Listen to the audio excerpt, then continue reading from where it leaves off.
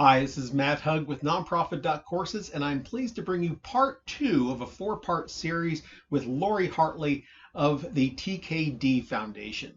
TKD is a closed application foundation based in Missouri, and it's a family foundation. And the purpose of the video is to talk about what funding is like from the funder's point of view. And in particular, this video, this number 2 of 4 in the series, is focusing on the process and mechanics of a grant application.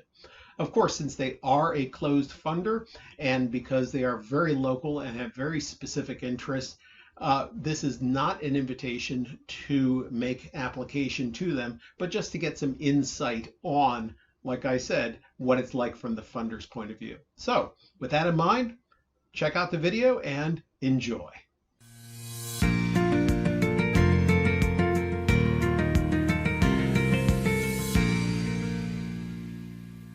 We are back with Lorrie Hartley of the TKD Foundation in Missouri, and we're talking now about proposals and what the process is and some of the mechanics of it and all that. And I think that this will really be helpful.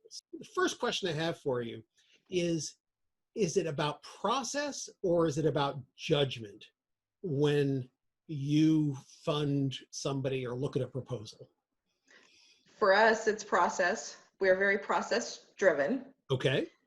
There's certain judgments that you have to make based on what people present, but I would say we are process data driven to make decisions. Okay, and you come from a fundraising background, so you have a sense of this, right? That people respond to stories really well. That, you know, if you can show an example of how somebody moved from point A to point Z and, you know, did whatever they did and accomplished something with a story, that's really positive, especially in like a major gift kind of relationship. Where does that sit in working with foundations or an organization like yours? So I believe when you're putting a proposal together, you need to try to speak to every different type of audience you could have looking at your proposal. So the story is very important, and that speaks to the people that are your feelers. And then it's important to have your financials, because then you get into your data. Right. And then you need your goals and objectives. But really, that story, you could mold your whole proposal around a story and add that the data, the facts, the figures, and how that's going to make a difference. And I guess to be an example of, you know, here's one data point out of that whole field of data that you're looking at, and here's how it carried forward. Absolutely. Okay, that's great. How many people are on your board? There are 3 people on our board, and that are the founders and myself. Ah, okay. Do you ever disagree about what should be funded? I believe that we did a very good job vetting out when we did the mission and vision, and we did the gap analysis from where Ted was at, where Kim was at, and bringing that together. So we don't really disagree because we've already vetted out the organizations before we've ever asked them. Okay. Oh, yeah, so I think that work's already been done, and we have good communication. Can there be disagreements? Sure, but it's a conversation, and it's never a confrontation. What if you know, an old lost best buddy comes up and grabs Ted by the arm and says, "Hey, I got this really cool project I'd like you to be a part of." How does that work? We have lots of best buddies. You do. We do. It works. We just had a lady that works for a nursing home, and Ted and Kim previously had made donations there. And so she had sent me before the foundation, right, through their private philanthropy, they made a gift, but she had sent me just through our information email box asking for money, and I gave the standard reply, "Thank you for applying, but all our funds have been allocated." And then she waited like 2 weeks, and then she just emailed Ted. And what happened there, that was just forwarded back to me. And at that time, she got the same reply that she got the first time. "Thank you for applying, but all our funds have been allocated. In the future, this is the process you will go if you're interested in receiving funds. So in the previous video, we talked about black eyes. Is that a black eye? I don't know if it's a black eye. It's just a disrespect. Okay. All right. Because we didn't set ourselves there. We're honoring the founders. We're there because they've asked us to be the gatekeepers. And every process, every procedure, everything that we do has been approved by them. Gotcha. And so that's important to remember. So when you are dishonoring the process, you're dishonoring them. I know local community foundation here, the executive director told me that if any, now they have a board, a bigger board, it's a community board, right? But if somebody goes to a board member and says, hey, you know, can you do this? Boom, that board member is out of any decision making, anything. They're not in the room. They don't, you know, they're now toxic when it comes to anything about that application coming through. Well, that gets into the conflict of interest. Yeah. And then you're not gonna, and it puts that person, the board member, in a very difficult spot. And you never want to do that. Yeah, no, that's right. And getting back to your point about respect for people and having that there is a process, and you want to go through this and make sure that it's, you know, you're doing it the right way. Can you talk about it? Because it's happened so many times, I'm sure you've heard it too, that somebody say, well, you have to give out money. And so they're like, you know, I'm going to put, it doesn't matter whether I'm they have to give out money. So I'm going to apply because, you know, it's like, that's what they do. They have to do this. It's true. Foundations have to give out money. They have to give out 5% annually of what's given. However, they can also decide to give out more than 5% in 1 year. Say they give out 20%. The IRS allows them to carry that over for 5 years. Ah, okay. So they have, and they don't have to give to your nonprofit. They get to choose where they make their philanthropic gifts. Right. And if you don't have that relationship, which is very important, that that's not the best way to start to receive funding. That exactly. Right. And we should know I didn't coach you on that answer. It must have been a good answer. Yeah, it really is. No, but the point is, I mean, that's exactly what I would have, I try to tell people too. It's the same thing, you know, like, they have to give out money, but right? I mean, there's, I'm of an age, I remember the Exxon Valdez spill in Alaska. And how folks all sorts of people would be hitting them for money. It's like, well, they have to give out money, and you know they need to you know make up their reputation. Like, yeah, but they still have their thing they need to, you know, they have already decided to do. I like what you said. They've already decided to do. So our funds for 2020 to 2021 in the summer have been allocated. We're already looking at the next funding year. Wow. And another thing about the funding, we have multiple funders who have multi-year grants. So we already know where that funding is going to go. Multiple recipients who have multi-year grants. Yeah. Yes. Right. So take that into consideration. And just like, I love what you said, telling an organization what they need to do, that would be like us assuming that we knew what a nonprofit that was applying for funding needed to do. Oh, that's interesting point, because so many times people, at least I've heard, you know, it's whether a foundation person like yourself, and I have to say you're better educated because I think you're rounded, you have a good rounding of your education, that's having been on both sides, right?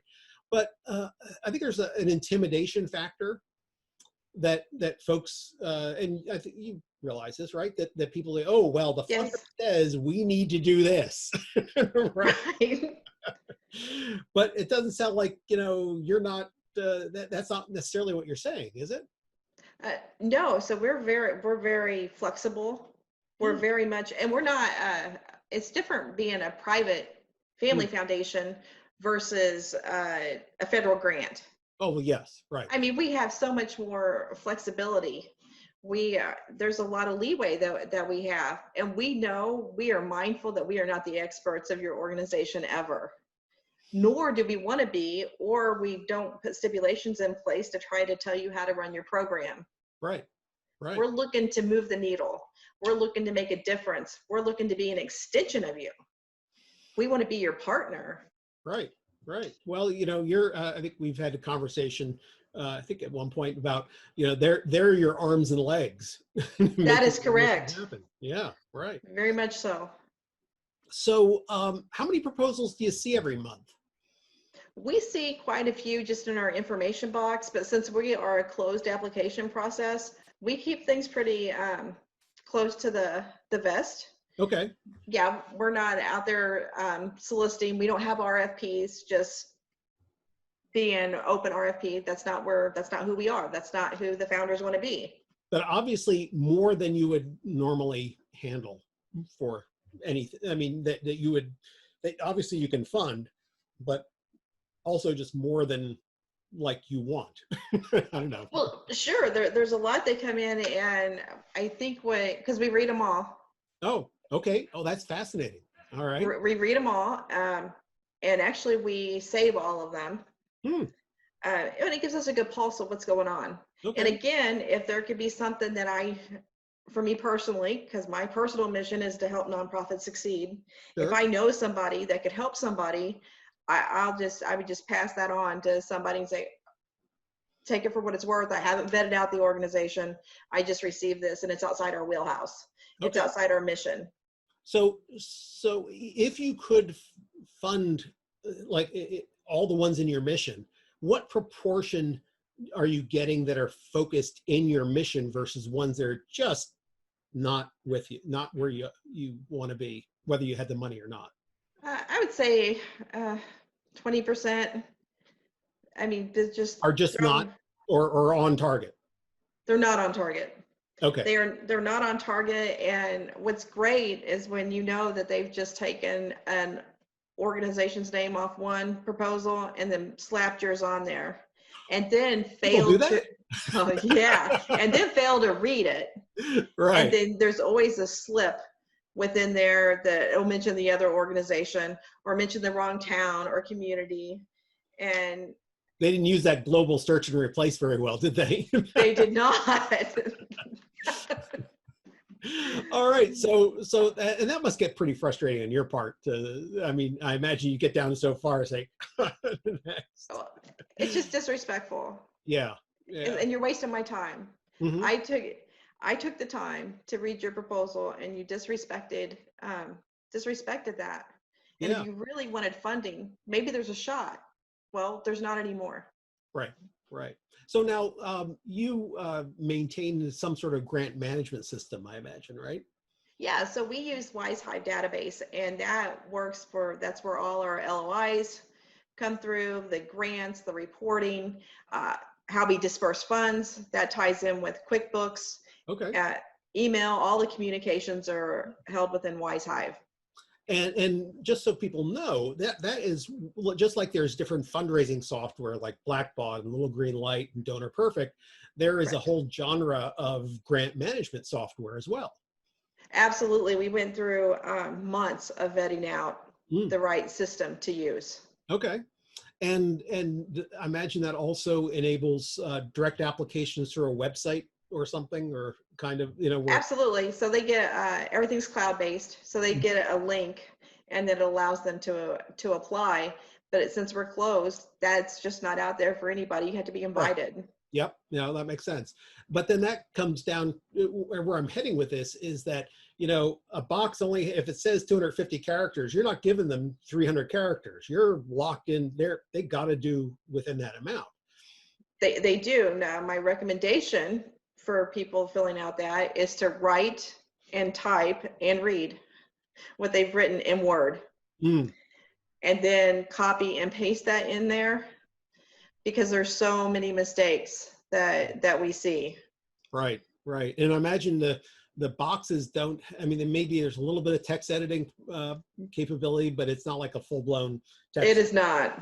So yeah, so it's going to catch more things that way.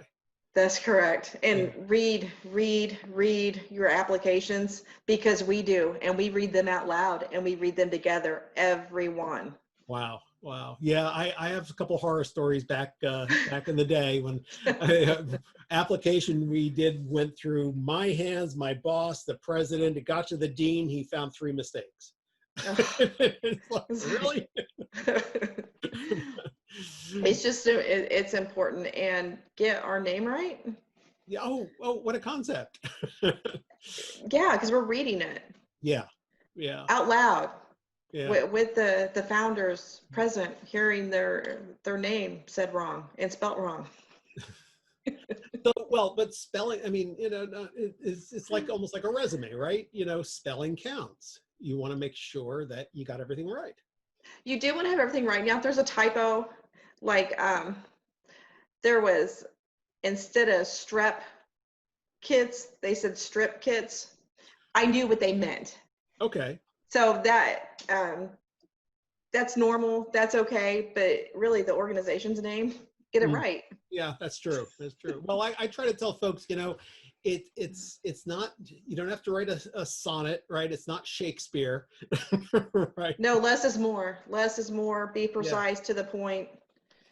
Yep. Yeah. And it has to be a language that you can understand. What areas of interest do you have? Is your organization about? So we do community, healthcare, education, and nonprofit startups. Okay, great. Wow, that last one is huge. Yeah. Yeah. Within your community bounds, just so everybody knows, right? Yes. Right. And funds have been allocated. There you go. Yeah. But do you consider yourself a healthcare expert, or are your benefactors healthcare experts? I consider myself a nonprofit expert. Okay. But not an expert in anybody else's nonprofit. So if somebody, so where I'm going with this is jargon, and being able to make it so that you're an intelligent layperson reading this, not an oncologist reading this. Absolutely not. And the buzzwords, take those out. Right. Right. Anything that doesn't, any acronyms, make sure that you spell those out at least once. So we know what that is. Right. And because treat us like we don't know what's going on in your organization, because we really don't. And we don't pretend like we do. Yeah. We're looking for the story. We're looking for the proposal. We're looking for impact. How is this going to move the needle?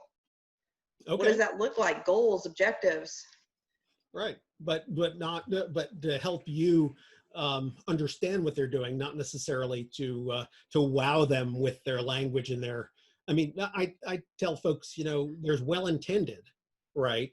And I know it's my impression, at least, is that you want to look at people who have expertise, who are more than well-intended, but they need to be able to talk to you in a way that you can understand.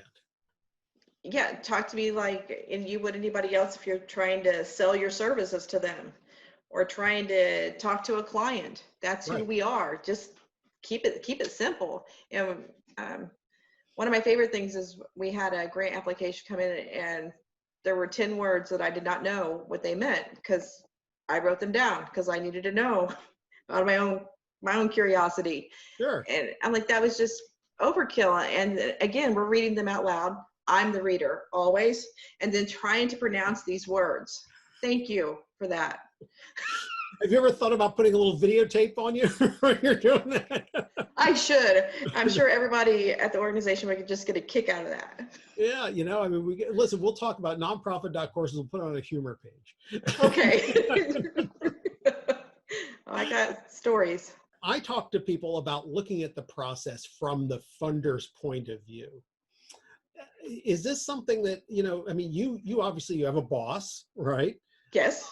If you make now your decision-making process is pretty tight, but if you come in and recommend something that becomes a failure, or you recommend 5 things that become failures. Is that reflecting on you? Well, sure it is. I mean, we're making recommendations, and there's a responsibility on my part and the trust on, I report to the president, Kim's part, that I've done due diligence. And I've done everything to make sure it's a good decision. You can't control everything. And certainly things happen. Right. But it needs to be a good balance there. Okay, right. So what else should a funder consider when they're considering your point of view when looking at their application? Making sure that you share your financials, your budget, and not just the budget for the project, the budget for your organization. That's important. And how that fits in. Budget's very important. And if there's any line items that need to be explained, explain that, because I'm looking at that. So would you ever fund an organization that had an operating loss? If it could be explained. Okay. I mean, there's things that happen, absolutely. There's sometimes and there can be rough years. And then a lot of times, we are hitting one. A lot of times an organization finished a capital campaign the prior year, so of course their funds are going to be down. Sure. And now they're just doing regular annual events and annual donors, so a few major gifts, but that's a natural reduction in revenue. But how about, like, when I say from your, and that what you said was important stuff, but when I'm looking at you from your point of view, like what's going to make your job easier when it comes to you working with a funder? Clarity, transparency, okay, honesty, apprise, don't surprise. Oh, interesting. No typical moments. Exactly. And be clear. Be clear of what you want to do with those funding dollars. Okay. And follow directions.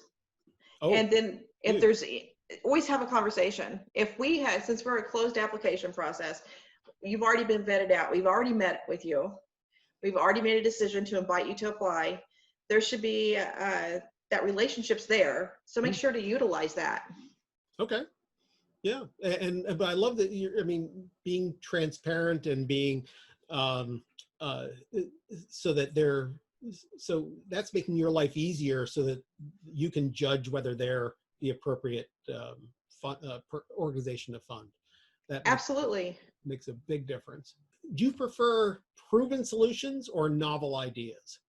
Oh, we like both because we do both, because we do the nonprofit startups, and we funded a startup program last year and this year. So it was a novel idea, but it was also backed by a business plan, solid research, and success of another organization that had done the same thing in a different area. Ah, okay. So you're not necessarily looking, so some foundations, or at least the reputation some foundations have, is that, they want to be the novel idea starter. And if somebody's already done it, they're not interested because they feel like they want to invent the wheel all the time. We don't want to invent the wheel, but we're not against putting a spoke on there. Okay. Because our one of the founders, Ted, he's very innovative, very much. He's on that side, where Kim would be very much on the process side and supporting what's there. It's just it's a good mix. It's a good balance.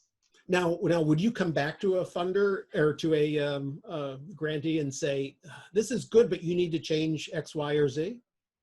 Absolutely. We have done that in particular with one of our funders. It was for an arts organization that they offered how to become an actor. It was local community. And it said in there, and mind you, we're funding our community efforts. Yeah. And it said that they were requesting funding, in a nutshell, for because community members were just so unintelligent that they didn't understand what arts could do. Okay, you're talking about us. You're telling us that we're stupid. Yeah, really. And by the grace of God, if you get this funding, then we're going to be all better for it, and then we'll all be smart. So yes, I sent that back, and we got, that's one of our funnies. It is a funny moment when we were reading it. Like, I sent it back and said, can you correct this and make it sound like you're doing this for the betterment of the community, and just take out the part that we're unintelligent and basically that we're rednecks.